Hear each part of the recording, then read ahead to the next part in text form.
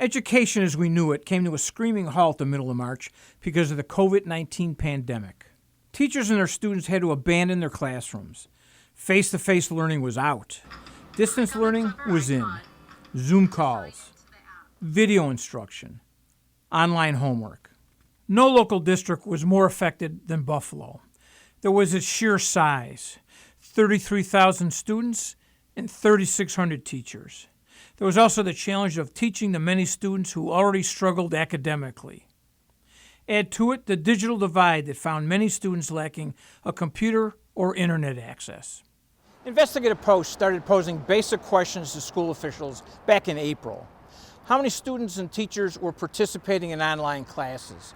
How many hours a day were they actually putting in?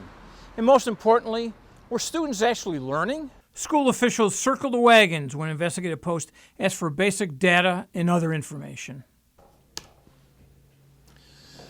Back in April, I filed a legal request for records. The district ignored that request for weeks and weeks, almost 2 months. Finally, after we threatened to sue, the district responded.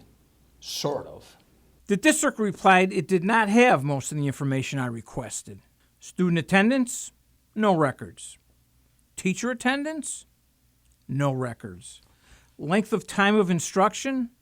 Again, no records. Did the district really not know how many kids were attending online classes? Given their refusal to give me records, I asked for interviews.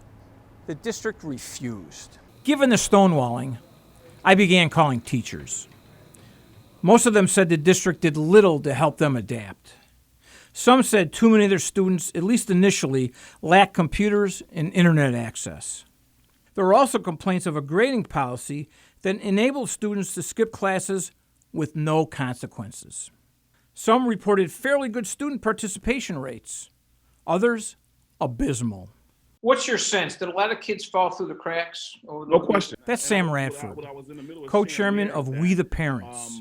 He told me that while attendance is a concern, he's heard from many parents who are more troubled by the quality of instruction their children received. They were concerned that their children had busy work, but did not actually learn. Some parents, where their children was on Zoom every day. Some parents, their children was on Zoom 3 times a week. Some said they was on there once a week, if at all. Some kids logged on, some kids didn't. Some teachers were doing really great where they was actually teaching kids. Some teachers just put up a video. Some people just put up a worksheet. So it was just inconsistent. The superintendent proposes more distance learning. Parents and teachers agree there's room for improvement, to which I'll add there's a great need for more transparency. For Channel 2 News, I'm Jim Heaney with Investigative Post.